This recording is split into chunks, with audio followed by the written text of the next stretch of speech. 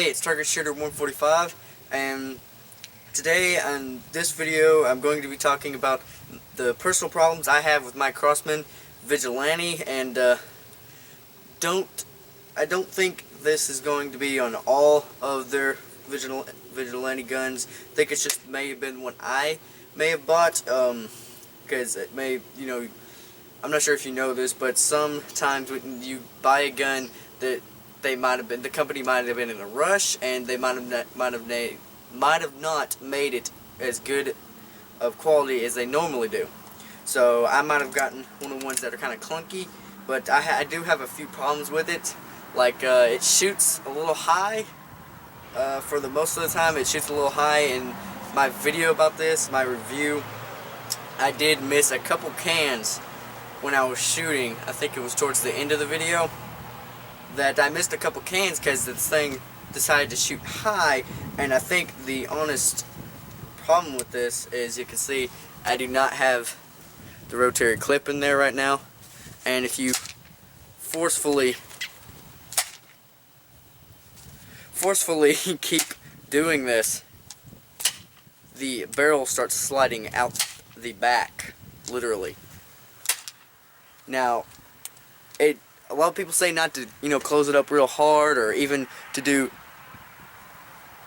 that. They say to push the button down, because apparently they think this little piece right there, is supposed to catch it.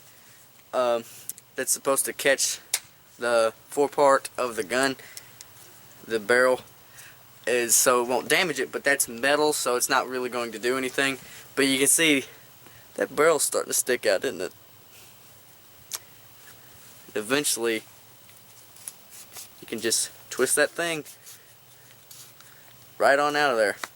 Now this thing is pretty reliable. I mean, I haven't had any clunks out of it. But, see, I can't really close it anymore. But it's hard to do with gloves. It's freaking cold out here. You might see the snow behind me. I kind of have to twist and pull him out of there. But the point is, I can get him out.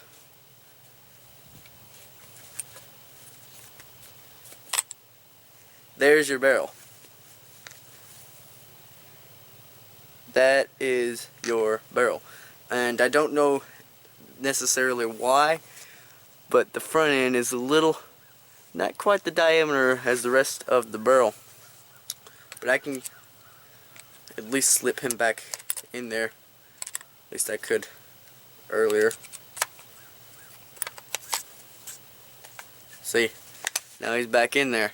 But if this rotary clip is not in there, it's not going to stop, because, well, you can't really even fling it up that hard to begin with the clip in there, and I'm about to show you why. Step back a little bit. Oh, did it that time. But it's not really what it did.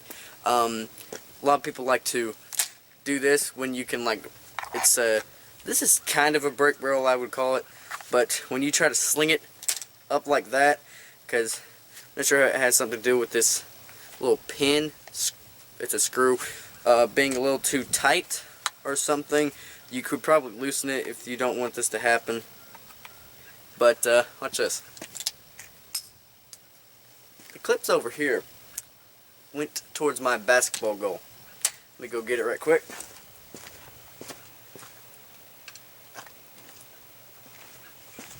Okay, so I got the rotary clip, but that's the problem. You can't just sling it up and have fun shooting. I mean, it is pretty fun to shoot, but those are the couple problems that I have with this thing.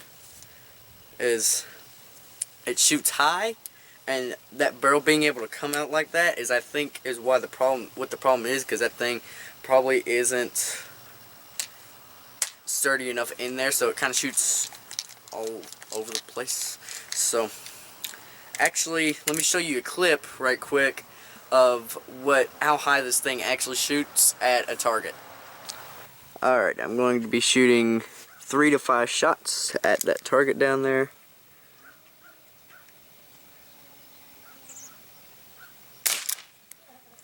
Trying to shoot as accurate as I can. through my LCD screen on my camera.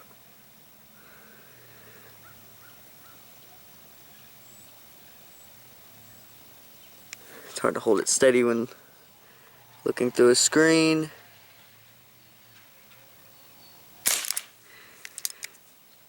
Just go ahead and shoot just 3.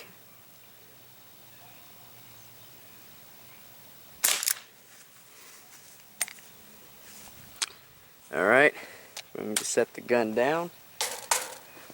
Take my camera off my tripod and see where we were hitting. So it shoots a little high. I think, not sure how that one came to be, but it does shoot high because I was roughly aiming around here for that most part of it. So you have to aim a little low with this gun, and this right here, this whole orange spot is about 3 inches tall. Alright, so I just shot the rest of the shots. So I got a total of 10. These 2 came, well, counting this one too, came in for the first 3 shots I showed on camera, but I didn't want to do that anymore because it's kind of hard to aim through an LCD screen. So I wanted my aim to be more true. I got a couple centered ones, and these 2 were centered, then the rest are just all over the place. So this thing does shoot considerably high.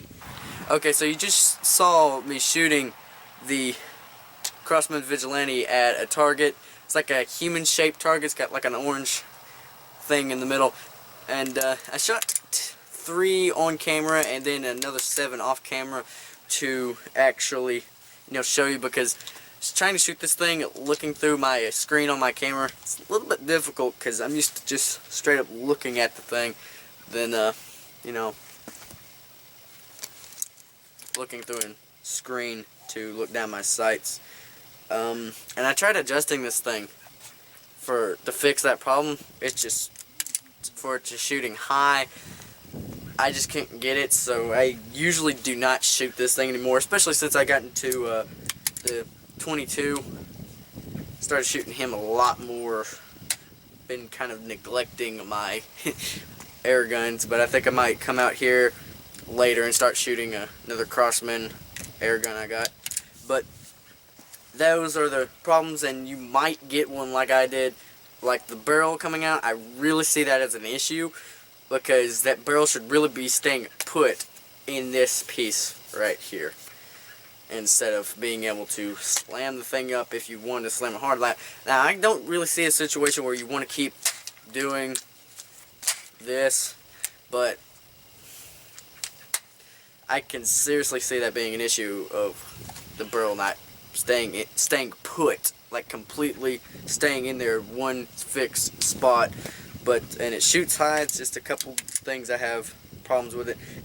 Everything else runs pretty nice on it, except for occasionally I'll have the rotary clip over rotate and I'll miss a pellet or 2. That's a bit of an issue, but otherwise this is a great gun.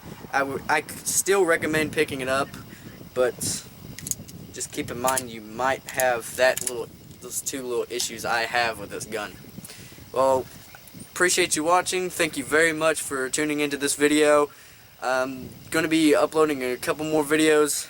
Not entirely, just I got a couple more to shoot today. And thank you very much for watching, and I'll see you next time.